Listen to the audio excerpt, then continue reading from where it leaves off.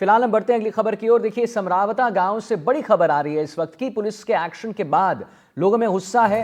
नाराज लोगों ने चक्का जाम कर दिया है। पुलिस के खिलाफ गांव वालों का गुस्सा देखने को मिल रहा है और चक्का जाम कर विरोध प्रदर्शन भी यहां पर किया गया है। नरेश मीणा को पुलिस ने हिरासत में ले लिया है और उसके एवज में एक एक्शन देखने को मिल रहा है जहां पर नाराज लोगों ने चक्का जाम किया है। पुलिस के खिलाफ गांव वालों का गुस्सा देखने को मिल रहा है और चक्का जाम कर विरोध प्रदर्शन हो रहा है। देखिए, 6 तस्वीरें हम आपको दिखा रहे हैं कि देखिए वहां पर गिरफ्त में आ चुके हैं नरेश मीणा, लेकिन गिरफ्तारी के बाद कुछ हो रहा है वो देखना आवश्यक है। 60 से ज्यादा लोग गिरफ्तार हो चुके हैं। तीसरी तस्वीर है, गिरफ्तारी के बाद आगजनी भी हुई है। तो कल रात जो कुछ हमने देखा या हमने प्रमुखता से दिखाया एनडीटीवी राजस्थान पर, उसका ही एक मिनिएचर फॉर्म आप फिर देखेंगे। गिरफ्तारी के बाद कैसे आगजनी हुई है। तमाम वहां पर पुलिसकर्मी तैनात थे। तो देखिए, नरेश मीणा को गिरफ्तार करने के बाद हम आपको बता दें कि कार्यकर्ताओं ने सड़क टायर जलाकर विरोध प्रदर्शन किया। हर तरफ टायर जलाकर विरोध प्रदर्शन किया गया है। देखिए हमारे संवाददाता रवीश टेलर की एक खास रिपोर्ट। समरावता गांव से नरेश मीणा की गिरफ्तारी डिटेन करने के बाद में एक बार फिर से जो है हाईवे पर इस तरह के नज़ारे देखने को मिल रहे हैं।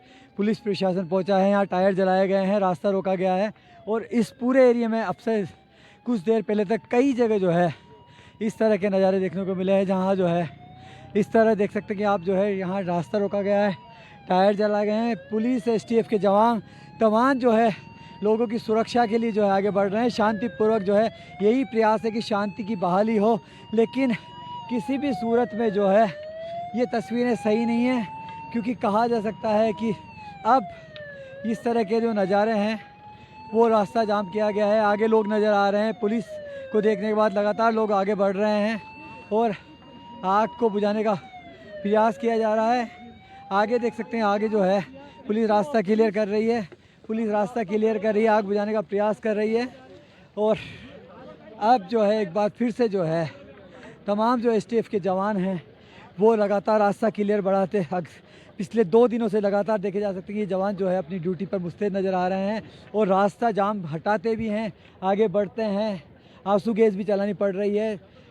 कह सकते हैं कि हालात जो हैं नरेश मीणा की गिरफ्तारी के बाद में वो चिंता का विषय है। अब कहीं न कहीं रास्ता जाम जैसी घटनाएं देखने को मिल रही है। कैमरामैन रोहित के साथ रवीश टेलर, एनडीटीवी टॉक। ठीक है, और इसी सिलसिले में हमारे साथ वीरेंद्र शेखावत हमारे संवाददाता जुड़ गए हैं। घायल पुलिस कर्मियों को टोंक के एक जिला अस्पताल में लाया गया है। वीरेंद्र वहीं पर मौजूद हैं। वीरेंद्र, क्या कुछ देखने को मिल रहा है, क्या कुछ वहां पर अभी लेटेस्ट अपडेट आपके पास?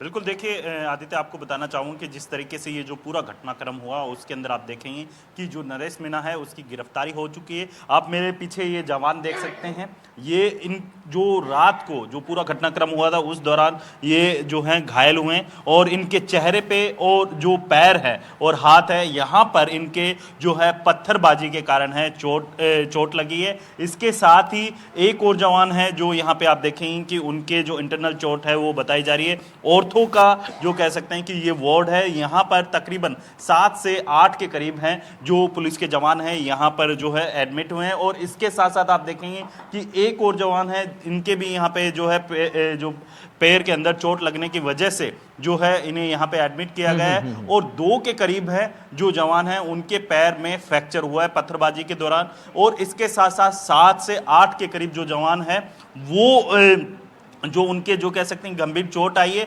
जिनका जो कह सकते हैं कि सर्जिकल वार्ड के अंदर ट्रीटमेंट चल रहा है। और 2 जो अति गंभीर यानी जो काफ़ी ज़्यादा उनके चोटें लगी है तो उन्हें जयपुर रेफर किया गया है। अभी एक और जवान पहुंचे हैं जिनका अभी सिटी स्कैन का जो है वो डॉक्टरों के द्वारा की जा रही है। कोई इंटरनल चोट तो नहीं लगी क्योंकि लगातार पत्थरबाजी हो रही है। और सबसे ज़्यादा बड़ी बात यह है कि मैं यहाँ पर आप देखेंगे कि जो जवान है उनसे भी बात करने को। क्या नाम है आपका? जयप्रकाश जी, क्या हुआ था उस टाइम, मतलब क्या कुछ घटनाक्रम था उस टाइम का? हम रोड पे रिजर्व थे, हमें सूचना मिली कि आगे पत्थरबाजी शुरू हो गई है, आप लोग तुरंत पहुंचो। हम दौड़ते हुए वहां पहुंचे और वहां पे हर मकान की छतों पे पत्थर भरे हुए थे। हमें ध्यान नहीं, अंधेरा था, अंधेरे में हमारे ऊपर पत्थरबाजी हुई। ग्रामीणों ने की ये पत्थरबाजी? जी ये ग्रामीण थे या कोई बाहर से बुलाए गए थे ये पता नहीं है, लेकिन अधिकतर लोग नशे में थे, धुत थे, उनको पता नहीं था खुद क्या कर रहे हैं क्या नहीं कर रहे हैं। और ज़बरदस्त पत्थरबाजी की, एक एक दो दो तीन तीन किलो के पत्थर ऊपर से छत पे से फेंके, जिससे हमारे हेलमेट टूट के ये मेरे लगी है, 5 टाके आए हैं। ये हेलमेट की वजह से आपकी चोट लगी है? नहीं, हेलमेट टूट के फिर लगी है ये। अच्छा। कम से कम 2.5 किलो का पत्थर था वो, जिसकी ये लगी है, लेकिन हेलमेट ने बचा लिया। सर में और कहीं चोट नहीं आई है? सर में नहीं आई, यहाँ 5 टाके आए हैं, कंधे में थोड़ा फ्रैक्चर है, अच्छा। और बाकी तो पैरों में आप वीरेंद्र, देखिए, जरा उनसे पूछिए पत्थरों क्या की कुछ ईंटों की- देखा उन्होंने कल। बिल्कुल बिल्कुल आदित्य, मैं इनसे पूछने की कोशिश करूंगा कि जब भी ये घटनाक्रम हो रहा था तब आप लोग कहाँ पे तैनात किए गए थे, और फिर किस तरीके से मतलब एकदम से ये जो है पत्थरबाजी होने लगती है, या फिर हमें पहले ही सूचना मिली थी कि आप रोड के ऊपर तैयारी पोजीशन में रहें। हम रोड कौन सी, हाईवे? जी हाँ, ये नैनवा वाला हाईवे है ना, नेनुआ वाला है? जी उसी पे थे। हाँ, और वो 500 मीटर की दूरी पे हैं लगभग गांव वहाँ से। हाँ, हाँ। तो वहाँ से हम दौड़ के आए थे, हमें जैसे ही सूचना मिली दौड़ के आए थे। दौड़ के आते हैं जैसे ही अंदर प्रवेश करने लगे गांव से, तभी से अचानक अंधेरे में पत्थरबाजी शुरू हो गई। अंधेरे में? हाँ, लाइटें उस समय काट दी गई थी गांव वालों की तरफ से। तो उस अंधेरे की वजह से हमें क्या है, ना तो रास्ते का मालूम चला ना कुछ और अचानक पत्थरबाजी हुई, उस वजह से काफ़ी लोग घायल हो गए हमारे। आप कितने लोगों की जो पूरी टुकड़ी थी आप? हमारी 70 लोगों की टुकड़ी थी। अच्छा। एसटीएफ कंपनी में 70 थे हम ऑन प्रेजेंट। तो इसमें महिलाओं की भी अलग से टीम रही? जी नहीं, एसटीएफ कंपनी में महिलाएं नहीं थी, एक महिला अधिकारी थी जो वज्रवाहन में थी। अच्छा, उनके भी चोट लगी? जी नहीं, वज्रवाहन के अंदर थी वो, वज्रवाहन प्रवेश ही नहीं कर पाया वहाँ। अच्छा, भीड़ इतनी थी? नहीं, रस्तों की वजह से, रास्ते सकड़े थे और मोटरसाइकिलें वगैरह जला जलू के रास्ते बंद कर रखे थे, इसलिए वाहन अंदर प्रवेश नहीं कर पाए। देखिए, मैं इनके आदित्य इनके परिजन हैं, उनसे भी बात करूंगा, क्योंकि बुजुर्ग पिताजी हैं। इनका ये कहना है कि मुझे जब इस घटना का पता चला तो उनके खुद के पैर में आप देख सकते हैं कि चोट लगी हुई। आप कहाँ, मतलब कब पता चला आपको कि सुबह आपके पर बच्चे की सुबह फोन किया 9 बजे। अच्छा। हमारे कहा बच्चे ऐसा ऐसा हो गया। हम तो बोली थे, हमारे गांव थे दोनों, दीपावली गए थे, फिर हमें एकदम आना ही पड़ता है। वैसे ऐसा होगा, दिल थोड़ा मानता है कि नहीं आए, तो आए हम लोग। लगी? अच्छा, हाँ तो आपको घटना का पता चलते ही आप हाँ, तुरंत रवाना हो गए। देखिए यहाँ पे आदित्य, मैं आपको एक और तस्वीर दिखाऊंगा। ये एक जवान है जो यहाँ पर लेटे हुए हैं, उनके कोई इंटरनल चोट बताई जा रही है, और साथ ही इसके साथ साथ और भी लोग हैं, उनसे भी मैं बात करने की कोशिश करूँगा, क्योंकि दूसरा जो एक और वार्ड है उसके अंदर भी एक जवान है जिनके पैर में फ्रैक्चर आए हैं, जिसकी वजह से उनका जो है प्लास्टर किया गया है, और काफ़ी ज़्यादा जो कह सकते हैं कि जो गंभीर चोटें आई हैं, जिनके काफ़ी ज़्यादा चोट आई है, वो जवान है, उन्हें जो है जो कह सकते हैं कि जयपुर के जो स्वाभिमान सिंह अस्पताल है वहाँ पर रेफ़र किया गया। एक आप देख सकते हैं कि ये राजस्थान पुलिस के जवान हैं, इनके पैर फ्रैक्चर हुआ है। आपका पैर कैसे फ्रैक्चर हुआ, क्या कुछ मतलब उस टाइम का मंजर था? उस टाइम के अंदर वो उधर से भीड़ ज़्यादा आ गई। भीड़ आने के बाद में हम साइड में छिपने की कोशिश करी तो पथराव चालू कर दिया उन्होंने। तो आप लोग मतलब कहाँ तैनात किए गए थे? क्या वाकई में वहाँ पे हाईवे के ऊपर ही आपको जहाँ पे पत्थरबाजी हुई थी नहीं, हम स्कूल के आगे थे, वो स्कूल के पास थे आप? अच्छा। वहाँ सभी अधिकारी सभी कर्मचारी सारे वहीं मौजूद थे। हाँ, हाँ, हाँ। तब अचानक उन्होंने पथराव कर दिया। कितने जवान अपने तैनात किए गए थे वहाँ पे आपके साथ के, अगर बात करें तो? करीब 150-200। 200 के करीब। अच्छा, तो फिर ये आपका पैर कैसे फ्रैक्चर हुआ? किसी वहाँ से उन्होंने पत्थर फेंकने के बाद में पत्थर की वजह से आपकी ये फ्रैक्चर हुआ? हाँ, हमारे बहुत सारे जवान मजरूब हुए। अच्छा, घायल हुए हैं काफ़ी? हाँ।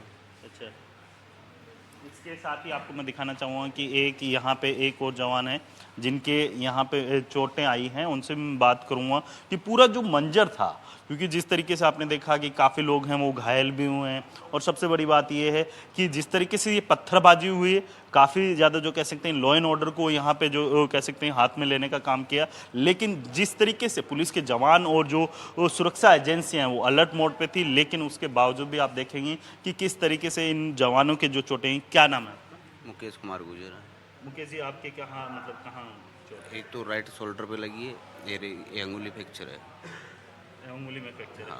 तो मैं अगर उस टाइम के घटनाक्रम की बात करूं तो आप भी क्या उन्हीं के साथ थे? हाँ, उन्हीं के साथ थे। वो पेटियों को निकलने नहीं दे रहे थे, हम गए थे निकालने के लिए, उन्होंने पत्थरबाजी कर दी। अच्छा, तो कितने बजे का ये समय है जब इस तरीके की पूरी समथिंग 9-10 समथिंग। 9-10 के करीब? हाँ, 8 बजे तक तो वोटिंग चली थी। 8 बजे तक वोटिंग चली? हाँ, उसके बाद अच्छा, लेकिन जो वोटिंग का समय था वो 6 बजे का था। वो बंद हो गई थी बीच में, इसलिए। ईवीएम खराब होने की वजह नहीं, ईवीएम खराब नहीं थी, वो बीच में हो गई थी ना। से। अच्छा, वो जो थप्पड़ एसडीएम सर के जो थप्पड़ वगैरह हुए। हाँ, इसलिए अच्छा। बीच में बंद हो गई थी, हाँ, हाँ। इसलिए। तो इसकी वजह से टाइमिंग बढ़ाई गई। बिल्कुल। लेकिन जैसे आप 4-5 लोग तो यहाँ पे एडमिट हैं, इसके अलावा 7 से 8 जो जवान हैं वो सर्जिकल वार्ड में एडमिट है। तो आपके अलावा जैसे कई और भी जवान होंगे, तो कितने लोगों को चोट आई? कम से कम 20 से 25 आदमी को 20 से 25। जी, 2 को जयपुर रेफर किया गया? बिल्कुल 2 को जो। उनके कहाँ कहाँ चोट आई? 2 के तो दांत एक के तो दांत वहाँ टूट गए। अच्छा, और एक, पत्थरबाजी के कारण? हाँ, एक डायरेक्ट पत्थर यहाँ लगा है मुँह पे, एक के सिर में चोट है, अच्छा, इसलिए दोनों को तो दोनों को एसएमएस रेफर? जयपुर रेफर। बिल्कुल, देखिए आप इनके साथ हैं? क्या नाम है आपका? हरीराम।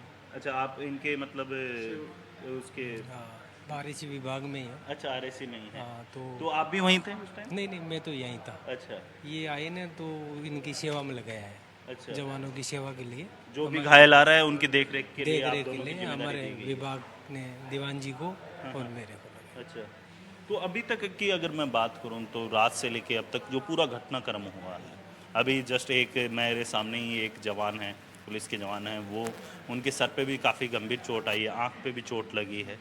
तो किस मतलब कितने जो जवान हैं यहाँ पे अब तक आ चुके हैं, आरएससी की या फिर राजस्थान पुलिस के या फिर एसटीएफ के या फिर एसडीआरएफ के? कितने? आरएससी के 8-10 जवान हैं, बाकी पुलिस का तो मुझे पता नहीं है, बाकी आ रहे हैं जवान।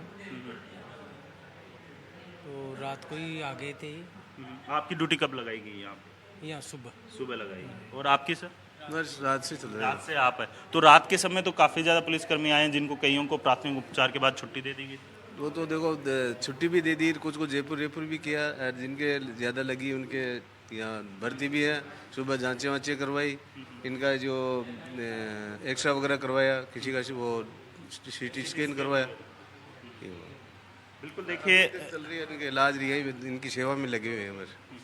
बिल्कुल देखिए, जो ये जवान हैं, किसी के पैर फ्रैक्चर हुए हैं, किसी के उंगली फ्रैक्चर हुई है और किसी के जो है सर में चोट आए हैं और किसी किसी के जो दांत हैं पत्थर लगने की वजह से वो मुंह पर भी चोट लगी है। तो ऐसे कई तस्वीरें हैं जो काफ़ी कुछ बयां करती हैं, लेकिन सबसे बड़ी बात ये है कि जिस तरीके से ये पूरा घटनाक्रम हुआ है, काफ़ी ज़्यादा जो कह सकते हैं कि लॉ एंड ऑर्डर है उसको यहाँ पे तोड़ने का काम किया, लेकिन पुलिस की जो कह सकते हैं कि एक जो सूझबूझ के साथ है पूरा लॉ एंड ऑर्डर मैनेज करने की यहाँ पे कोशिश की गई। और अब भी राजस्थान पुलिस और जो अन्य जो सुरक्षा एजेंसियाँ हैं उनके द्वारा लॉ एंड ऑर्डर को मेंटेन करने की कोशिश की जा रही है, लगातार अपील की जा रही है। और एनडीटीवी भी अपने दर्शकों से अपील कर रहा है कि आप लॉ एंड ऑर्डर को बनाए रखिए, ऐसा कोई भी काम ना कीजिए जिससे क्या है कि आपके खिलाफ कानूनी कार्रवाई की जाए। जी आदित्य। चलिए ठीक है, आप हमारे साथ बने रहिए वीरेंद्र, बहुत बहुत धन्यवाद करना चाहेंगे कि आप वहाँ पर तमाम पुलिसकर्मियों से आपने बात की। बने रहिए, हम आते हैं आपके पास।